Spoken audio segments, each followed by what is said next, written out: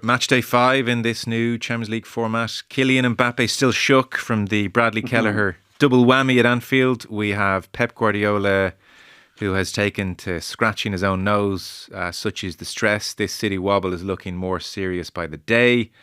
Another outing for Ruben Amorim. 3-2 win last night at Old Trafford. Villa and Juve 0-0. VAR strikes against Villa. Celtic and Brugge 1-0. Elsewhere, last night Spurs drew 2-2 with Roma. They took the lead twice. They gave it away twice. They missed a load of chances. And just in the press conference. And bit of pragmatism maybe shut up shop ever? Why not? Why can't it just be entertaining, mate? Isn't that why we all come? Like, would you really prefer us to kind of, sketch out a couple of 0-0 draws and a 1-0 win and we get through?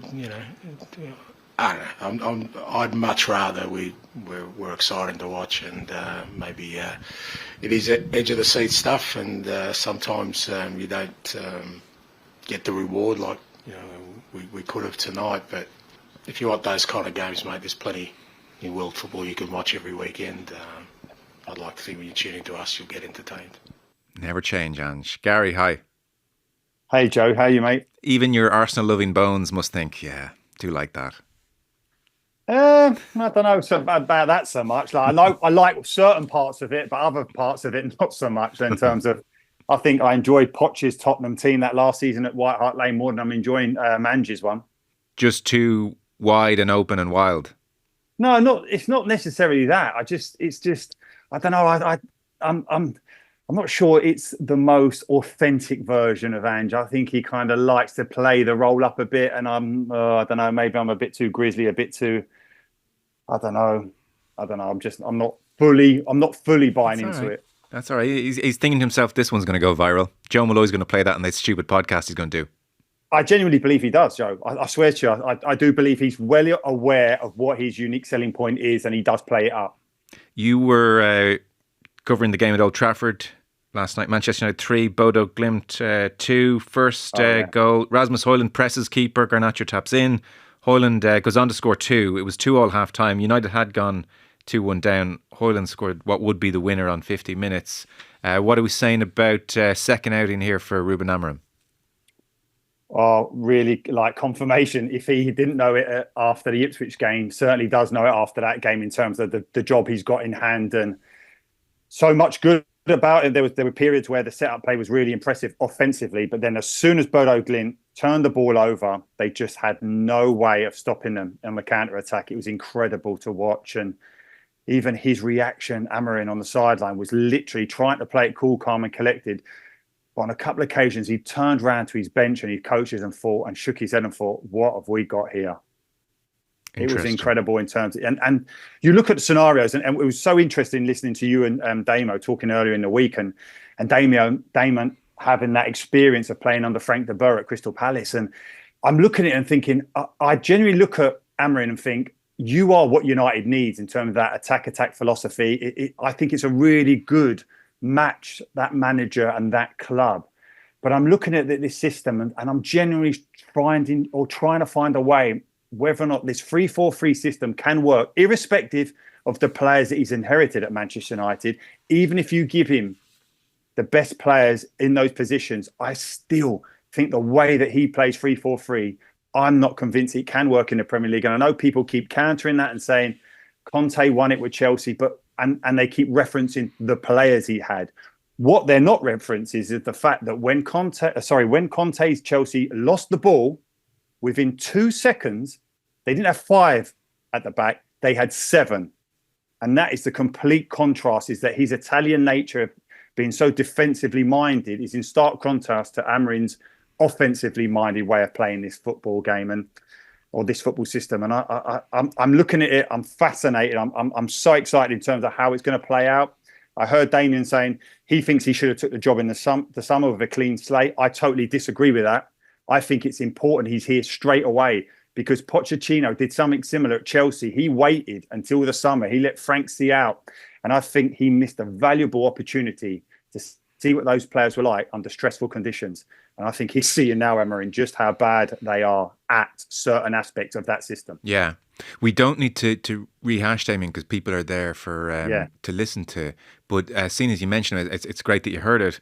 because he sent me a WhatsApp for the second goal. You know where it's kind of the Malacia weirdly is back instead of the Ligt. The Ligt seems to have stepped up, but in effect it's three centre backs and Malacia is in a 1v1, and these huge 30 by 30 spaces that Damien said gave him nightmares against Mo Salah. And so Malacia is beaten, and Damien said that Bodo second goal, that's everything I'm talking about. But it was in terms of, and you have to build it, because there was a basic ball, Joe, from coming to the right-hand side, just into midfield, and the midfielder's square. He doesn't even look, and he just hooks that ball into over the top. It was the type of pass that you'd have seen maybe 10, 15 years ago. You don't really see it now because midfielders like to retain possession. But it was an early ball, and it caught United out. And Martinez, as that left side centre half, had gone all the way in chasing the ball, and the game was just happening behind him. And you reference it there.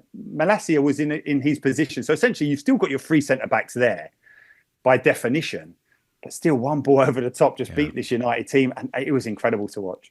It was Ugarte and Bruno as the two midfielders, with Mount and Garnacho ahead of them. So that's a slightly deeper start for Bruno than he had played against Ipswich, and Ugarte was with him. It was Casemiro and Eriksen, obviously, against Ipswich. So is that a better two?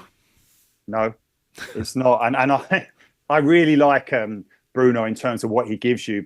And again, referencing Damien, he just has no discipline. He just goes hunting for the ball. He goes chasing ahead of play, and it's brilliant because you could never question Bruno in terms of his technical ability, and you could never question him in terms of his work rate. He absolutely covers so much ground. But the key part of that is that he covers the distance, but when he gets there, he just can't make a tackle. He just cannot. I don't know what it is, that little drop of the shoulder. He just does not have the athleticism to stop. So it's going to be fascinating to see. And he won't be the only one that you're looking at him and thinking, these starters for Manchester United over the last couple of seasons, where do you actually play them within this system? And Garnacho, even last night, Joe, played inside left. And you're kind of thinking, okay, what you like in tight areas, we're back to play. Not overly good at that. And you kind of think about him being in those wide left positions where he gets the ball and drives inwards. But last night, and this is probably indicative of his form, the final pass and the final strike, just not good enough. They're not good enough for those positions in the front three for Manchester United. They're just genuinely not. For all his talent, for all he kind of excites the crowd with his dribbling ability, they're just not at the stats you needed. Now, the flip side of that is so much criticism aimed at Hojlund as being not good enough to be the number 9 for Manchester United. Well, last night, he absolutely was. He scored 2 brilliant goals. Could have had a hat-trick, but for the goalkeeper pulling him down and the ball breaks to Garnacho. But the most interesting part of that, the fact that he got his goals, was because this Manchester United team now crosses the ball. They never used to, and he can attack crosses now. I said this before, Van Nistelrooy could have been at centre-forward for them under Ten Hag, and the wide men, be it Rashford, Garnacho, they don't cross the ball. They drive inside and they try and get their strikes off. Now, I don't mind that if you're getting the numbers that Mo Salah's getting at Liverpool, but they don't. And it was so difficult for him. I think he's really going to make an impact under Amorim. And to such an extent, there's so much talk about Amorim going back to Sporting Lisbon for Gyökeres as the centre forward. Now, I still think he's got a lot to improve upon. Hojlund, in terms of his retention, the ball goes up to him. It doesn't stick well enough, and it has to in terms of getting that second line of attack and those supporting players around him. And that is certainly something that Gyökeres does so well. So, I think that he has got a future under this manager, but whether or not that big money signing comes in January or in the summer, we shall wait and see. Yeah, it's interesting. So Amorim, naturally enough, he had scored 2 goals and effectively made the other. He was asked about where Rasmus Hojlund is in terms of his overall game in the press conference afterwards. Have a listen. I think he improved the connection. I think he has to improve more because sometimes he gives too many touches when he holds the ball.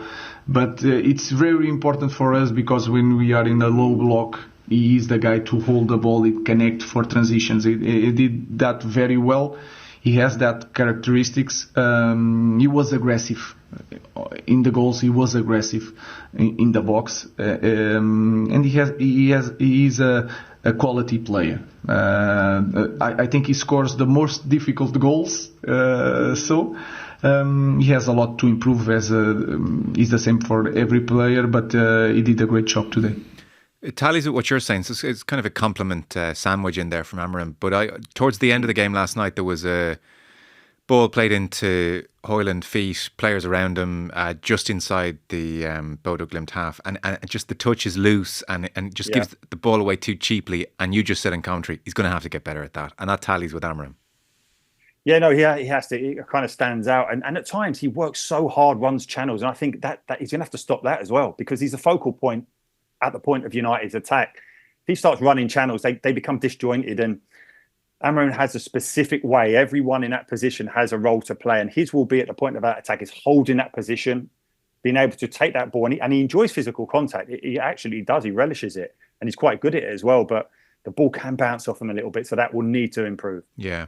He was asked, Hojlund, interestingly, because obviously he'd pressed to create the first goal, what is Ruben Amorim saying to you about pressing? You know, what's your instruction?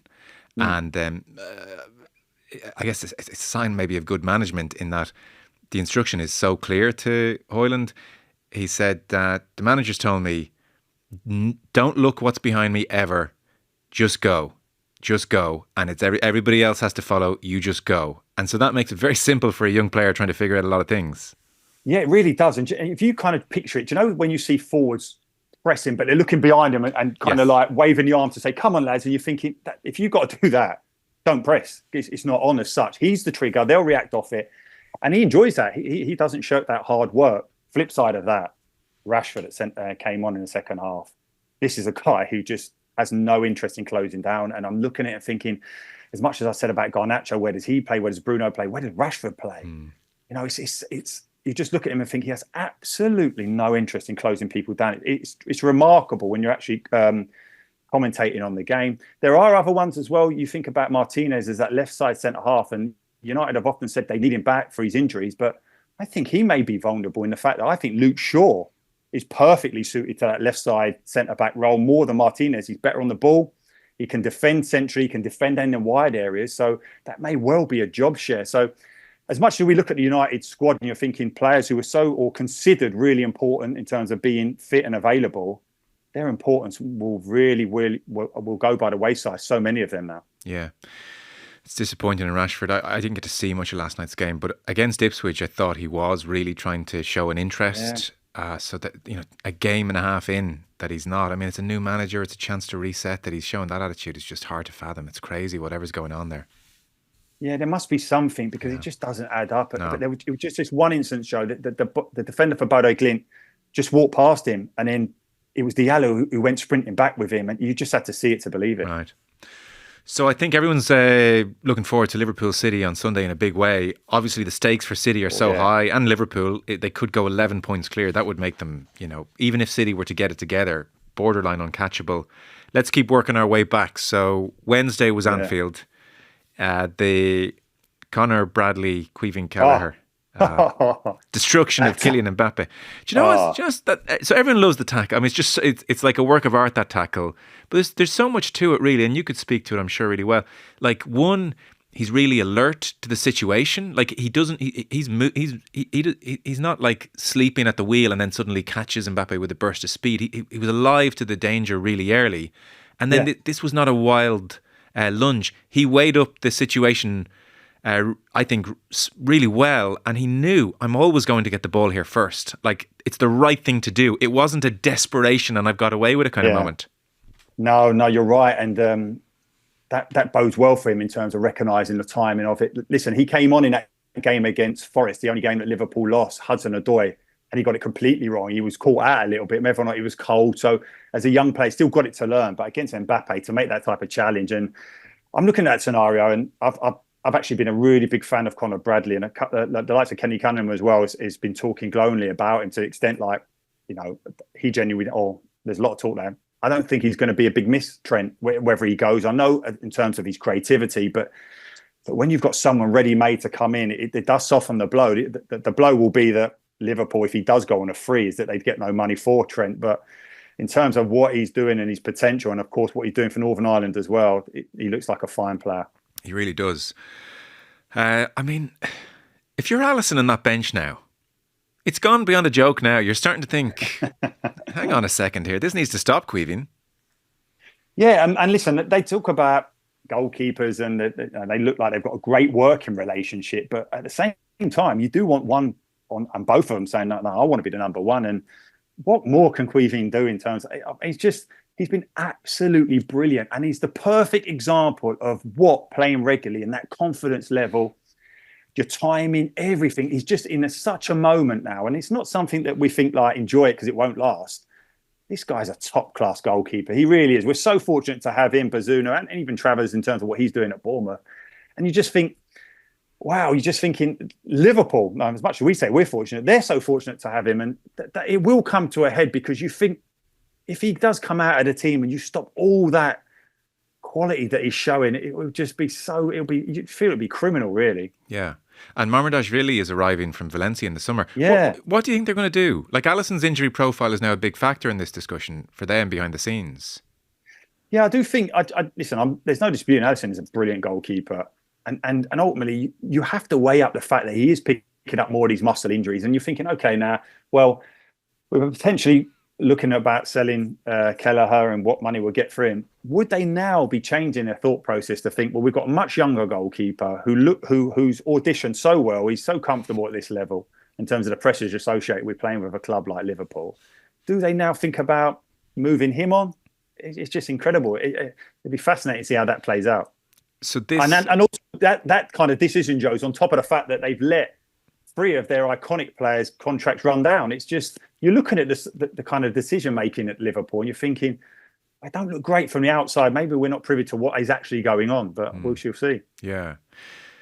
So this very good start under Arne Slot has morphed into something a lot bigger, hasn't it? Yeah, absolutely it has. And everyone was talking about, the games, the tougher games will be coming now. And it was a kind of favourable start. But I just think he's done brilliantly in terms of what he's done. And he just seems to get not only Liverpool, but the Premier League in a way that's, quite often those Dutch bosses don't really. They always trying to kind of lay down the law and tell us or the Premier League how the game should be played. I know there's been exceptions. Gus Hiddink was great at Chelsea and Martin Jol as well was very good at Tottenham and Spurs. But the other Dutch managers, you feel like they kind of know-it-alls. But this guy's looked and assessed it and he just looks a perfect fit for him. And it's an example of brilliant recruitment by Liverpool on the back of, we said that for so many years in terms of their players and finding players beforehand, but now finding a manager that suits them.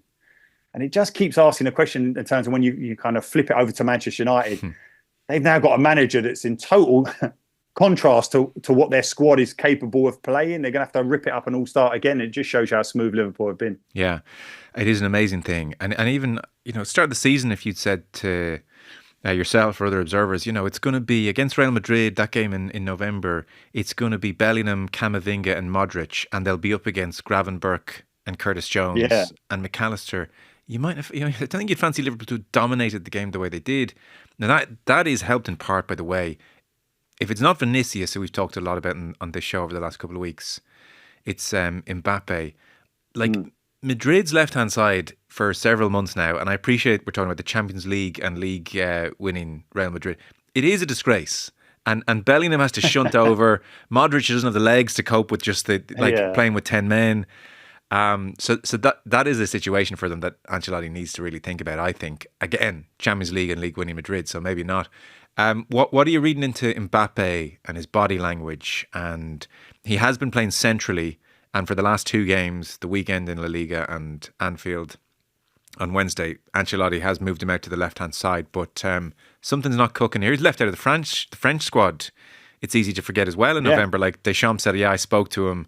It's for the best. It was like, well, what the hell does that mean? Yeah, and he wasn't particularly happy about it. But listen, it is a massive task ahead of him. But this is Real Madrid in November. It's very different to Real Madrid in April. I don't know what they do in April and May, but they just get the job done, and Ancelotti gets the job done. So a little bit of context there. But you're right. And we talked about Liverpool in terms of recruitment, and you're looking at Real Madrid and Mbappe, and it always felt like it was inevitable. It was going to happen. But you looked at their squad and thought, well, where's he going to play? What are you going to do? What are you going to disrupt to do it? And you think if anyone can do it, it's Ancelotti in terms of how clever he is in terms of moulding and getting everyone on side. But it doesn't look right at Real Madrid at the moment, No. but you know, we shall see. But it's a classic. Florentino Perez wants the shiny new toy, and it's like, Carlo, you sort it Yeah. out. Don't worry about the details. We have Mbappe. Yeah. No. And listen, I have this argument recently with some friends of mine. If I was thinking about a wide player that Real Madrid should have gone for, I think it's Saka. I think he's the type of guy. I think he's the guy who could have really impacted at Real Madrid on that right-hand side, and never felt the left side was a problem for Real Madrid. Maybe they know something's coming down the line. I don't know whether or not Vinicius may well be leaving. I don't know, but it does look like they look a little bit crowded there at the moment. Yeah. There was one, it's just an aside, it's not the key kernel of the situation. There was one moment in the second half where 19-year-old Arda Güler is trying to settle into this crazy big club. Yeah. And though he didn't have a great game, and there was a moment where he took a shot and it was a shocking effort and he shouldn't have shot. But you know what? All of them, like every single player around him, all of, several years older than them, they all threw their hands in the air. All this big, I was like, he's 19 years old. There's just an ugliness to how you guys all carry on. Well, yeah, there is. And if you think about Odegaard going there as a 16-year-old as well, if you're going to Real Madrid as a teenager, you've got to be some player. And you will be judged by the highest standards. That's not to say that Güler won't suddenly become the player that, because obviously look at Odegaard in terms of what he's doing now. He's come back, he's more experienced for it. But you do feel football is full of wonder kids who kind of fall by the wayside, and those top clubs can chew you up. It's up to him to be able to cope with that pressure, not just from the scrutiny from the press or the supporters, but even from your teammates. Well, I just thought to myself, Mbappe could do that 10 times and not one of you would put your hands up in the air. But the kid does it. Oh. Yeah, but listen, you think about those young guys who were coming through at United, Roy Keane. He wouldn't have been given them a cuddle if they'd done a mistake like that, or whatever. But you know what? Keane would have not discriminated between the 19-year-old kid and David Beckham doing it. Yeah, that's true. Absolutely, a good point. Or Gary Breen. He would have given it to Breen. Oh, he'd have given it to me, all right? There's no doubt. So City 3-0 up against Feyenoord, 52 minutes. Haaland has scored twice after like a run of not scoring. You think, fine. This was always going to happen. The ship was always going to steady. Gorvidal makes a bad mistake on 73 minutes. Back pass leaves it short. Second goal, there's a cross. Marking and kind of concentration is sluggish, non-existent. And then the third goal is just like, again, a routine ball popped over the top and it's carnage. And like to make a bad night even just feel worse, Guardiola goes to his press conference, as I alluded to at the top, and he's got scratches on his face and there's like blood drawn on his nose. And it's at the end of the press conference, somebody says, Pep, sorry, what's actually happened to your face? And he said, oh, with my finger, my nail. And there's a kind of a silence in the room as if to say, and then he sort of smiles and he says, I want to harm myself, and laughs and leaves. And then I get, the world that we're in, people are suitably sensitive. Something like a statement the next morning, and it's, I did not intend to make light of self-harm. My answer in no way intended to make light of that very serious issue, and you've got to try and put out that mini fire. But it just was like the cherry on the icing on the cake of everything that can go wrong at the moment going wrong. Yeah, but that scratch was on his face at 3-0. I think it's been built up that he did it post conceding those late three goals, but he had it before that when they were 3-0 up. So, but listen, they are experiencing something unique to them, but it isn't something that the fundamental problem is the fact that they lack athleticism in that central area. And this is not something that has not been a problem for Pep before. When he initially came in that first season, he identified that Zabaleta and Kolarov weren't athletic enough in those fullback positions. He dealt with it. Got Walker in, got Mendy in. That fixed that. Then he had the issue again with that centre-half partnerships of Stones and Otamendi, who couldn't repel attacks. In fact, what they used to do, they were so erratic, they quickened up attacks. He dealt with that. He solved that problem. And he also had the problem when Rodri first came in to take over from Fernandinho. Now, that was a Rodri that wasn't the Ballon d'Or Rodri we see now. That was a guy who wasn't able to control the midfield. So he sorted that out. And all of those issues you can... well, certainly the first two examples were fixed in the transfer market. The central midfield one, can he fix that now in the next window or the summer window? I don't know, because you think about him getting in midfielders like Sir Phillips. He identified him, that didn't work. I don't think Núñez has worked in midfield as well. He's totally not the player for City in terms of how they play. So he can solve the problems, but you can tell there's kind of like a drop in his energy now. And it was something that I kind of noticed as well when Liverpool won the league, and you felt, wow, is he going to take a sabbatical? Is he going to walk away from it? And then there was a big reboot and he energized him. But I think he must look at this scenario and think, oh, we're in trouble here. And they will. Joe, there's no doubt they will be in big trouble against Liverpool in terms of their energy. They will not be able to cope with it. They just do not have any legs in midfield. The legs that they did have, as you mentioned with Damo recently, Walker, he's just getting beaten too easily. And that's a real concern. And you said about Vardiol, who actually played well in the game before that kind of last 15 minutes where he just collapsed. And you think about Vardiol's mistake against Kulusevski in Spurs. He had a dreadful game at left back for Croatia against young Ben Doak of Scotland, who really got at him as well. So he's not in a particularly good moment, even though I think he's a brilliant player. So they have got issues, but yet they are still creating chances. And if those top players that they have take those chances, then they could score against Liverpool. But I tell you what, that's some game at the weekend. Yeah.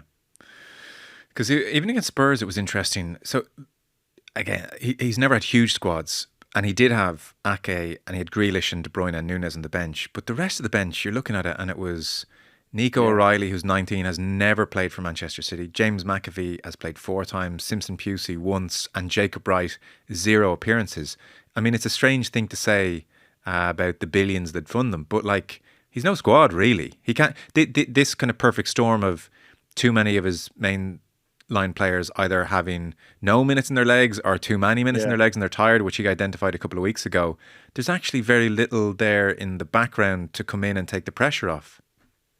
Yeah, and you want a little bit of experience as well. And when he made them substitutions against Feyenoord when they were comfortable, he brought young Simpson Pusey on at centre back, and that's probably not the position you put a young player on just to see out the game on the back of the run that they're on. And that's where you kind of think, well, did you really need to do that? Would you not have just kept your Grizzly defenders back there just to see out the result? And he made a decision, and it was the wrong decision. So, listen, he's an incredible manager. I mean, awe of his brilliance, Pep. And this is something that he hasn't faced before in terms of how poor form his team are in. He's going to have to address it, and no bigger challenge than he has against Liverpool at the weekend. The nature of the world we live in, there are articles saying, "Oh, it's over.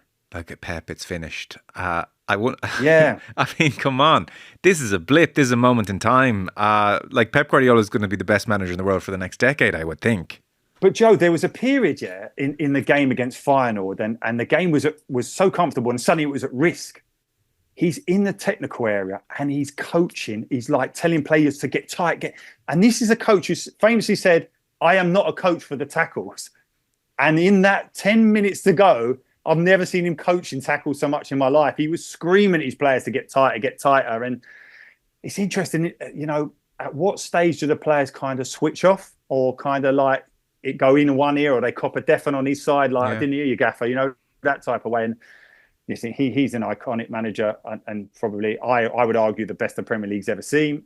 But this is something unique. It is, and it is fascinating. And just adds to what has.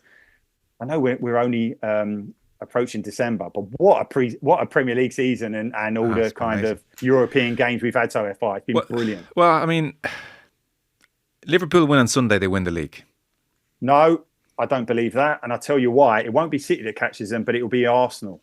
And it's not me of my Arsenal head on, but once they get everyone back fit, Odegaard, Rice, and which they have done, they've got Wanyeri, this young player who's coming in, very exciting. Yeah. They've got real strength in depth defensively. Arsenal, when they get everyone fit, they'll win like something like 7-8 games on the spin. They will. They'll knock out those 3 pointers, and it will total up. That will be Liverpool's main challenger, I believe, not City. Interesting.